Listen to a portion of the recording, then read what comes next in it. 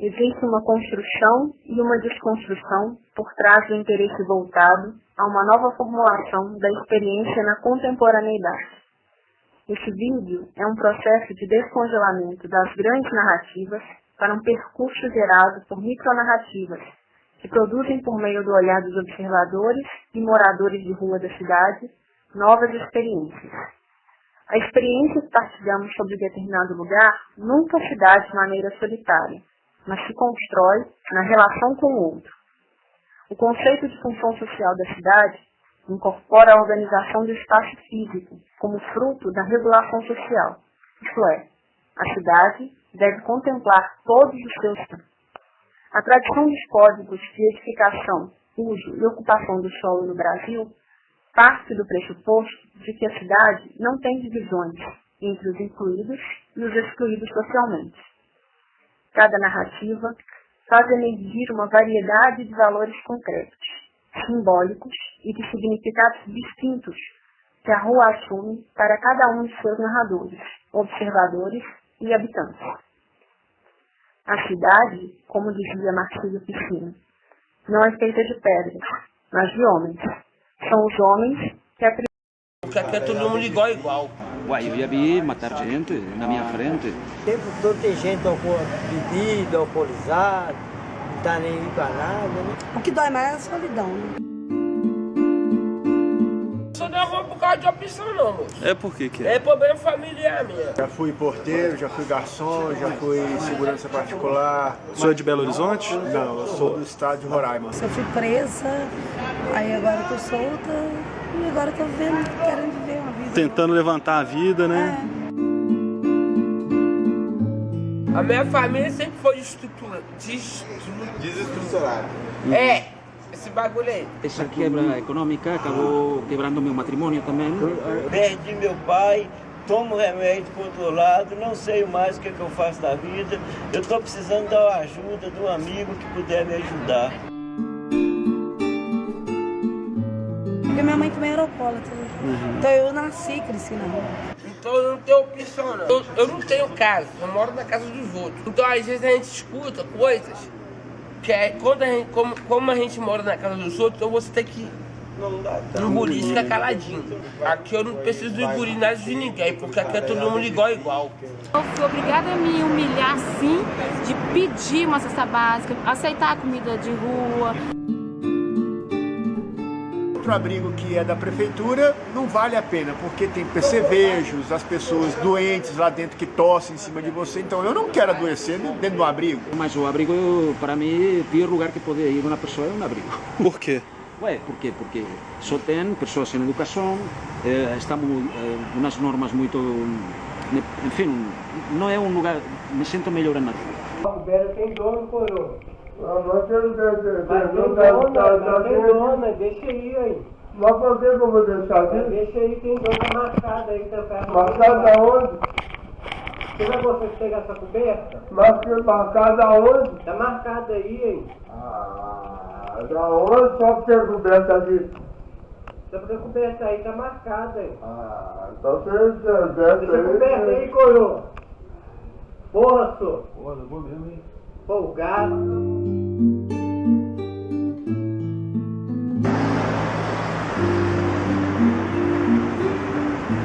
Tipo assim, você queria sentir como é ter uma família, como é poder estar dentro de uma casa, como é poder estar no meio de pessoas que gostam de você e não de pessoas estranhas que você tem medo. Eu confio só em Jesus e penso que se ele morreu na cruz por mim, ele tem um futuro por mim. Vontade de ter uma casa, igual a dona falou, de poder fechar uma porta e abrir, mas eu vou ter essa condição. No nome do Senhor Jesus, né? A esperança é o último que se perde, não?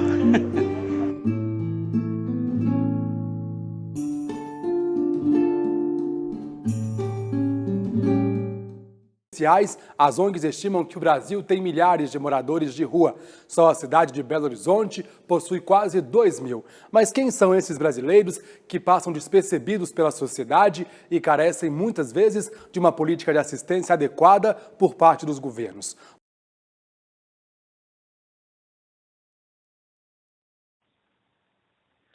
Os motivos que levam uma pessoa a morar na rua são vários, como desemprego, o abandono familiar ou até falta da família, a situação econômica, o desajuste social, problemas psicológicos e, muitas vezes, o vício em drogas, como o álcool e o crack. A cristalização das condições de vida de moradores de rua ou pessoas em situação de rua os tornam sem expectativas em suas vidas, em que se encontram em uma situação de sobrevivência, fora do contexto social, sem esperanças ou sonhos. Uma imagem desqualificada, reiterada pelo estigma com que são tratados pela sociedade, leva os indivíduos, morador de rua, a isolamentos quase absolutos, pois diante da desqualificação social, que possui uma das faces do processo de exclusão, de desvalorização e de discriminação, é humilhante e passa a interferir na qualidade das relações, incitando o fechamento do sujeito sobre si mesmo e a perda de referências, pois o indivíduo não consegue desenvolver um sentimento de pertencimento a uma classe social.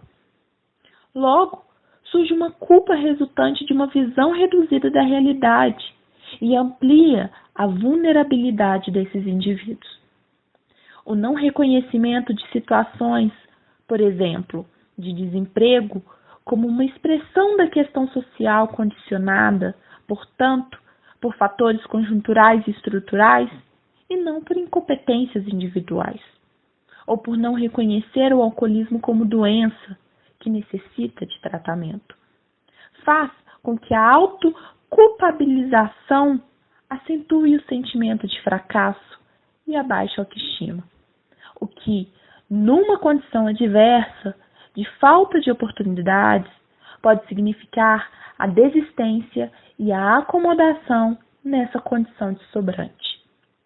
Dessa forma, a falta de articulação entre o Estado e a sociedade para a superação de estigmas e preconceitos junto ao imaginário social atrapalha o processo de inclusão do sujeito ao contexto social. As lutas sociais por direitos são marcos da população em situação de moradores de rua, mas a visibilidade e a organização deles enquanto movimento social se deu a partir da morte brutal de vários moradores de rua da região central da cidade de São Paulo, ocorrida no ano de 2004. Diante desse cenário de barbárie, surge a necessidade de se organizarem enquanto coletivo. Enquanto então, é criado o Movimento Nacional de População em Situação de Rua, o MNPR, com expressiva participação de pessoas em situação de rua de vários estados do país, visando a reivindicação dos direitos historicamente negados a essa população pelo Estado brasileiro. A essa época, o MNPR atua reivindicando a participação no controle social da Política Nacional de Assistência Social e, especialmente, apesar de algumas conquistas significativas que a população em situação de rua obteve por meio de lutas, seu passado e presente ainda são permeados por violações, discriminações e, sobretudo, invisibilização social. Logo, tem-se várias políticas públicas sociais para esses indivíduos, mas que são pouco conhecidas e compreendidas, como, por exemplo, a Política Nacional para a População em Situação de Rua, sendo uma das maiores conquistas que essa população, que vive em situação de extrema violação de direitos, teve, viabilizando o acesso a direitos básicos. Sua ação deve se integrar às demais ações da Política Nacional de Assistência Social, dos órgãos de defesa de direitos e das demais políticas públicas, sendo elas de saúde, educação, previdência social, trabalho e renda, moradia, cultura, esporte, lazer e segurança alimentar. Sendo assim, compondo uma rede de ações que visem conduzir impactos mais efetivos no fortalecimento de autonomia e potencialidades dessa população, visando a construção de novas trajetórias de vida. Nesse sentido, para a viabilização de tais ações, é criado em 2009 o Centro de Referência Especializado em População em Situação de Rua, o CENTE, com papel importante no alcance dos objetivos da Política Nacional para a População em Situação de Rua. O Centro POP se constitui como um dispositivo especializado para o atendimento à população em situação de rua, que seja um espaço de garantia de direitos, construção de vínculos e concretização de direitos, sendo assim um lugar de referência para o exercício da cidadania e o fortalecimento do protagonismo por parte. Porém, apesar das conquistas que a população em situação de rua tem tido, ainda há algumas limitações na efetivação desses direitos, como, por exemplo, o fato de alguns municípios não oferecerem dispositivos que atendam a essa demanda que é tão marginalizada pela sociedade. A implementação da política dentro dos serviços direcionados a essa população tem sido outro desafio, visto que, devido à grande heterogeneidade da população em situação de rua, muitos profissionais se sentem despreparados para atuar com um público tão complexo e acabam limitando seu fazer profissional a práticas que não propiciem uma reflexão crítica da realidade por parte dos usuários, tampouco possibilitando espaços que visem o desenvolvimento.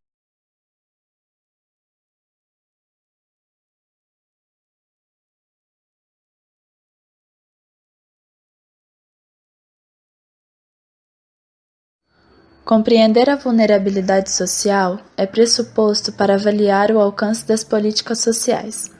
Ela deve ser compreendida a partir da relação dialética entre o externo e o interno, se constituindo como construção social e assumindo diferentes formas de acordo com os condicionantes históricos. Essas transformações acabam por desencadear fundamentais mudanças que acentuam fragilidades e contradições. A diminuição dos níveis de vulnerabilidade social pode se dar a partir do fortalecimento dos sujeitos, para que possam acessar bens e serviços, ampliando seu universo material e simbólico, além de suas condições de mobilidade social. Para isso, as políticas públicas constituem-se de fundamental importância. Dessa forma, a política de assistência social, enquanto política pública de proteção social, caracteriza-se como um dos instrumentos de garantia de direitos, condições dignas de vida, emancipação e autonomia. Na atual sociedade, em escala mundial, vive-se uma exacerbação da cultura do individualismo, o que, de certo modo, vem ressignificando o ideário moderno, a ordem jurídica e os modos de ação coletiva. Consequentemente, há uma mudança de entendimento do que venha a ser condição humana e de direitos. A rua ganha um significado relevante, vezes a lugar de morada, vezes de trabalho, de segurança, de solidariedade, de medo e de violência. A concepção de vulnerabilidade não considera o caráter estrutural da sociedade capitalista, não problematiza a superação das suas contradições, na medida em que não as considera como produto das desigualdades sociais. Embora aponte possibilidade de contribuir com o enfrentamento dos determinantes dos elementos que condicionam a vulnerabilidade, apontam para o fortalecimento das potencialidades, empoderamento dos sujeitos, desenvolvimento das capacidades, ou seja, numa lógica paliativa, atrelada aos sujeitos e não à estrutura social. Os conceitos interpretados de diferentes maneiras possibilitam desdobramentos distintos na execução da política, o que pode comprometer a garantia de direitos. Para os autores que discutem políticas sociais, o morar na rua é consequência visível do agravamento da questão social, ou seja, da divisão da sociedade em classes e a aproximação desigual da riqueza socialmente gerada. No campo jurídico, denota-se a pouca atenção dispensada às pessoas que estão fora do processo produtivo, principalmente no que se refere à sua dignidade humana. Os moradores de rua estão desprovidos do padrão estabelecido legalmente de proteção social, ou seja, o mínimo necessário para a sua sobrevivência. No Brasil, as políticas sociais têm se apresentado de maneira contraditória na perspectiva de acomodar as relações entre o Estado e a sociedade civil, o que caracteriza a pouca efetividade social e a subordinação por interesses econômicos, permitindo apenas o acesso discriminado a recursos e serviços sociais. Em relação aos jovens, vários estudos alertam para as suas situações de vulnerabilidade quanto ao trabalho, sendo esse um dos contingentes populacionais que apresentam algumas das mais altas taxas de desemprego e de subemprego no país. É também uma população que tem demandado novos enfoques da educação e qualificação profissional, que não são acessíveis aos jovens de famílias pobres. De fato, as mudanças no mundo do trabalho, a desregulamentação e a flexibilização da economia demandariam habilidades nem sempre disponíveis entre os jovens de setores populares, como conhecimentos em informática e línguas estrangeiras. Entre os jovens com participação ativa no mercado de trabalho, encontram-se diferenças segundo o tipo de inserção, trabalho formal ou informal, em que os percentuais de jovens que realizam trabalho formal são significativamente inferiores aos que executam atividades informais, e também por sexo. Além disso, o lazer pode associar-se tanto a estímulo como a antídoto contra as violências. Os indicadores sobre equipamentos culturais no Brasil justificam e reforçam a preocupação com a falta de espaços de lazer e de cultura para a população jovem, em especial para aqueles em situações de pobreza. Deve-se à desigual distribuição desses equipamentos entre áreas da cidade. A carência de atividade de diversão na comunidade é explorada pelo tráfico, que em muitos lugares marca presença, ocupando um espaço deixado em aberto pelo poder público, constituindo referência para os jovens. Também, uma marca singular dos jovens nesse tempo é a sua vulnerabilidade à violência, o que se traduz na morte precoce de tantos. A violência que mata e sangra seria a marca dos tempos atuais, e não peculiar de uma classe, que seria a pobre. Vale ressaltar que muitos dos jovens têm contato com a violência de forma direta ainda no ambiente familiar. Embora exista um movimento de pessoas que procuram amenizar essa questão, que procuram criar estratégias para reduzir a fome, a falta de habitação, ainda não é suficiente. Existe a necessidade de ações coletivas para que as pessoas ampliem sua visão de homem e de mundo e possam interpretá-lo e assim transformá-lo. As poucas ações realizadas junto aos moradores de rua são paliativas, emergenciais e higienistas. A ideia de que, com a quebra das garantias, tudo ficou fluido, volátil e instantâneo, talvez permita o entendimento da atualidade, da dimensão da consciência e dos sentimentos que o morador de rua tem da sua experiência da rua. As relações sociais processam transformações radicais e profundas, que cada vez mais inscrevem pessoas, grupos e espaços à situação de risco ou de precarização. E sobre o morador de rua, cabe acrescentar que, como ser fora das normalidades estabelecidas pela sociedade, tem pouca repercussão no campo social e jurídico.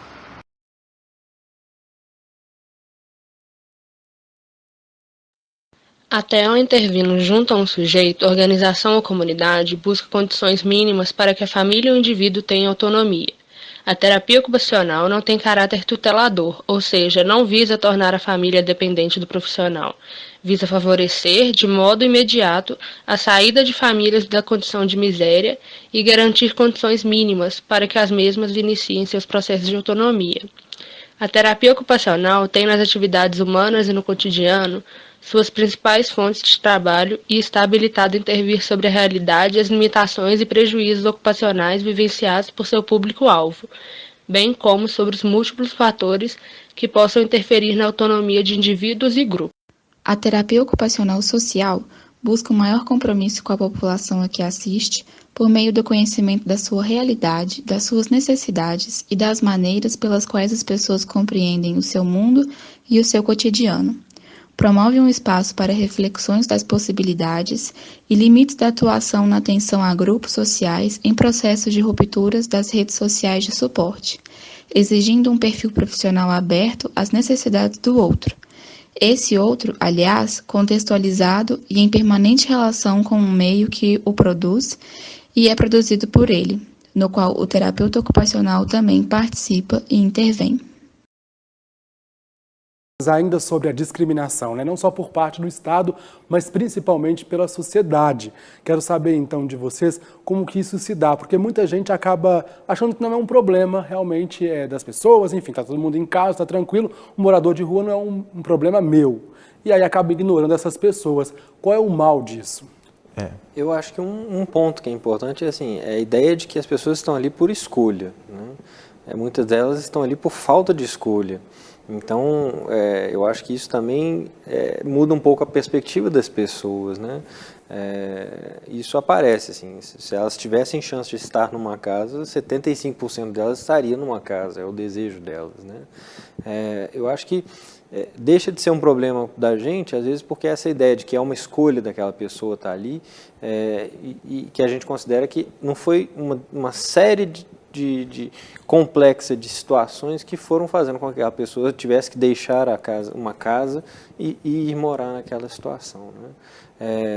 Eu acho que é um problema de todos, né? Porque toda vez que a gente for confrontado a alguém que está numa situação de grande vulnerabilidade, tanto social quanto a questão da violência, quanto de saúde, eu acho que, enquanto cidadãos, a gente tem que se preocupar e a gente tem que estar atento a isso, né? É óbvio que é o poder público quem vai conseguir dar soluções mais fáceis, né, e ser um facilitador disso aí, daí a importância desses dados, a importância de reformular essas políticas públicas de maneira mais dirigida, né? Mas eu acho que cabe a cada um de ter empatia e se sensibilizar com a dificuldade do outro que está ali diante da gente em dificuldade, né?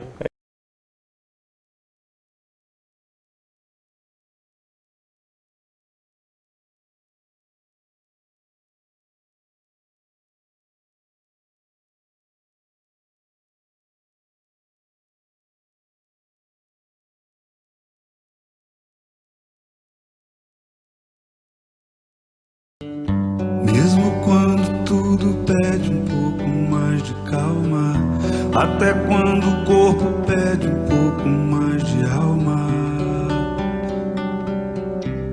a vida não para. Enquanto o tempo acelera e pede pressa, eu me recuso, faço hora, vou na valsa.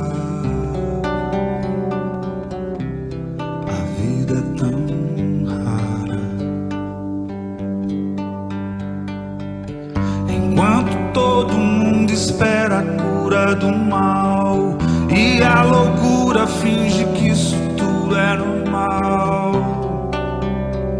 Eu finjo ter paciência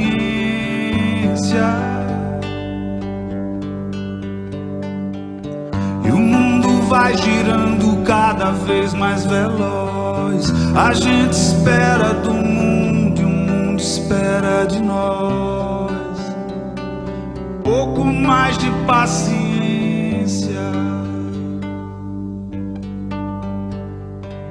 Será que é tempo que lhe falta pra perceber?